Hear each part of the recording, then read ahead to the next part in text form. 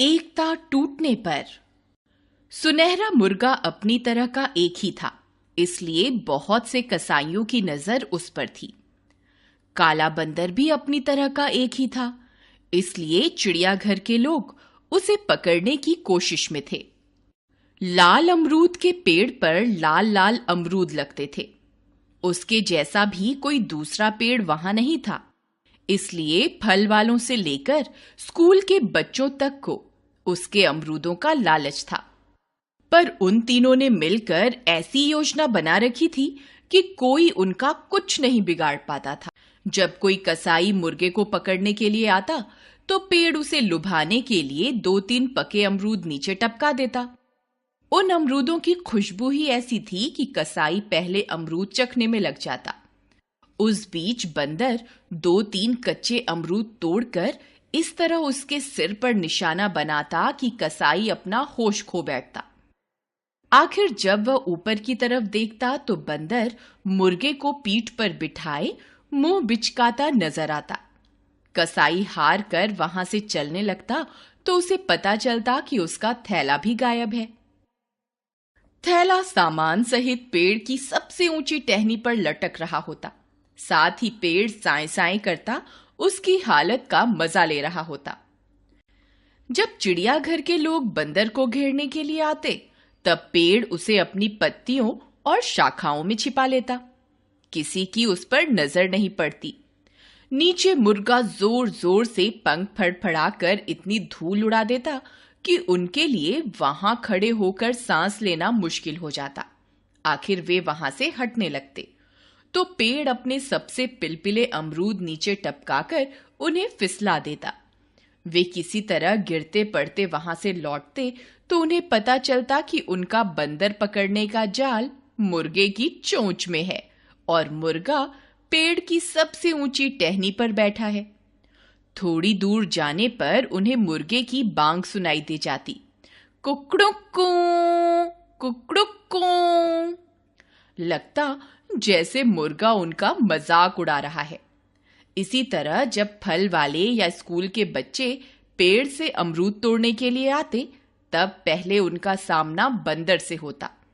बंदर इस तरह उनके इर्द गिर्द चक्कर काटता और उन्हें डराता कि उनका पेड़ के नजदीक जाने का हौसला ही ना होता। अगर उन लोगों के पास अपना कोई खाने पीने का सामान होता तो उसे भी वह चट कर जाता। मौका मिलने पर वह किसी के बाल नोच देता, किसी के कान उमेट देता।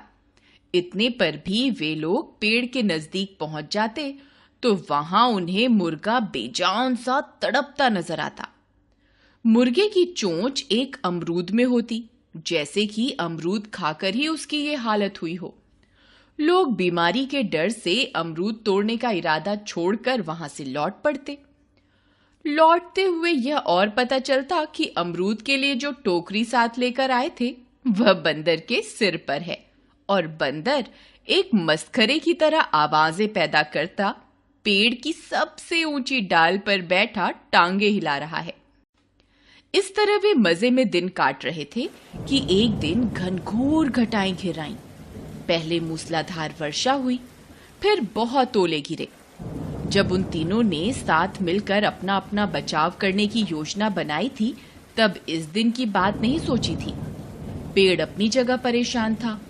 ओलों से उसके सब अमरूद नष्ट हुए जा रहे थे। बंदर का अपनी जगह भीग भीग कर बुरा हाल था।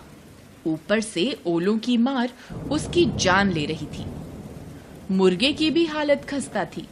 वर्षा से भारी होकर उसके पंख ही नहीं खुल पा रहे थे। ऊपर से ओलों की झड़ी उस पर गोलियां दाग रही थी।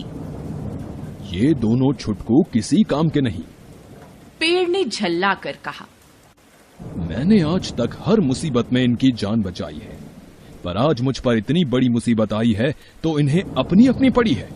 मेरा हाल तक नहीं पूछा, मदद करना तो दूर रहा। मैंने भी क्या साथी चुन रखे हैं, बंदर ने ठंड से कांपते हुए अपने से कहा। एक पेड़ है जो जमीन में गड़ा होने की वजह से सुरक्षित है, दूसरा पक्षी है जिसे आकाश में उड़ सकने के कारण कोई खतरा नहीं। आज तक ये मुझसे अपनी रखवाली कराते रहे, पर आज मुझ पर इतनी सख्त मुसीबत पड़ी है तो दोनों चुपचाप ताकते हुए मजा ले रहे हैं। कर कुछ नहीं रहे।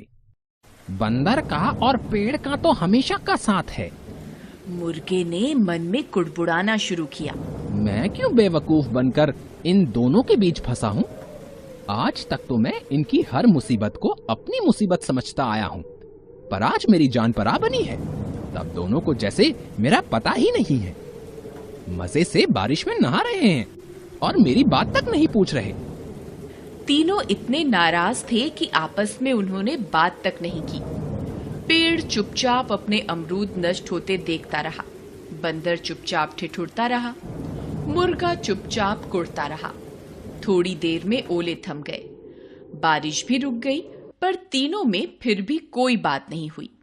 पेड़ को चिढ़ हो रही थी कि उसके इतनी बारिश झेलने के बाद भी बंदर उस पर बोझ बना बैठा है और मुर्गा उसकी डाल पर बैठा पंख फड़फड़ा रहा है। बंदर को गुस्सा आ रहा था कि उसे तो ठंड के मारे सन्नीपात हुआ जा रहा है और पेड़ है कि अब भी उस पर बूंदे टपका रहा है। मुर्गा है कि अब भी पंखों से छींटे ऊपर उड़ा रहा है। मुर्गे को कुड़न हो रही थी कि पानी की मार से उसका तो जिस्म जवाब दे रहा है और पेड़ ने जरा सी भी जमीन उसके लिए सूखी बचाकर नहीं रखी। बंदर से इतना तक नहीं हो रहा है कि उसे वहां से किसी और सुरक्षित जगह पर ही पहुंचाए। अगले रोज तक पेड़ की टहनियों पर पड़ा पानी सूख गया। बंदर का जिस्म सूख गया। मुर्गे के पंख सूख गए, पर तीनों ने आपस में कोई बात नहीं की। पेड़ सोचता रहा, अब आए इन दोनों पर कोई मुसीबत तो देखूंगा अपने को कैसे बचाते हैं। मैं अब इनकी कोई मदद नहीं करूंगा। बंदर भी इसी तरह सोचता रहा और मुर्गा भी। उसी रोज एक कसाई आया। वह मुर्गे की ओर बढ़ा तो पेड़ ने अमरूद नहीं टपकाए। न बंदर ने मुर्गे को अपनी पीठ पर बिठाया, न ही कसाई का थैला उड़ाया। मुर्गा कसाई के थैले में बंद हो गया तो बाकी दोनों ने सोचा, अब पता चलेगा बड़ा मुर्गा बना फिरता था। कसाई मुर्गे को लेकर चला गया। अगले रोज चिड़ियाघर के लोग आए। उन्होंने बंदर को पकड़ने के लिए जाल बिछाया तो पेड़ ने वह टहनी ही टूट जाने दी।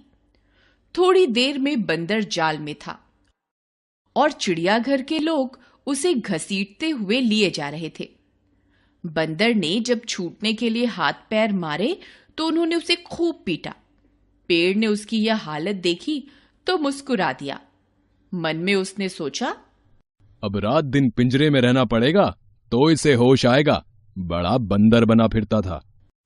उससे अगले दिन बहुत से लोगों ने पेड़ को घेर लिया। पेड़ ने सहम कर देखा कि उनके पत्थरों और डंडों का कोई जवाब उसके पास नहीं है। तड़ तड़ तड़। थोड़ी ही देर में उसके सारे अमरूद झाड़ लिए गए। फिर किसी ने कहा कि पुराना पेड़ है, इसे काटकर इसकी लकड़ी जलाने के काम में लानी चाहिए। एक आदमी के पास कुल्हाड़ी थी। बस उसी समय पेड़ की जड़ पर कुल्हाड़ी चलने लगी। थोड़ी देर में अमरूद टोकरियों में भरकर जा रहे थे और पेड़ की लकड़ियां लोगों के कंधे पर लदकर। एक गिलहरी वहीं रहती थी। मुर्गे, बंदर और पेड़ की आपसी योजना पर वह चकित हुआ करती थी। उसने मुर्गे और बंदर के बाद पेड़ को इस हालत में जाते देखा तो लंबी उसास के साथ मन में कहा, जा रहा है ये भी लोगों का चूल्हा जलाने। बड़े दोस्त बने फिरते थे।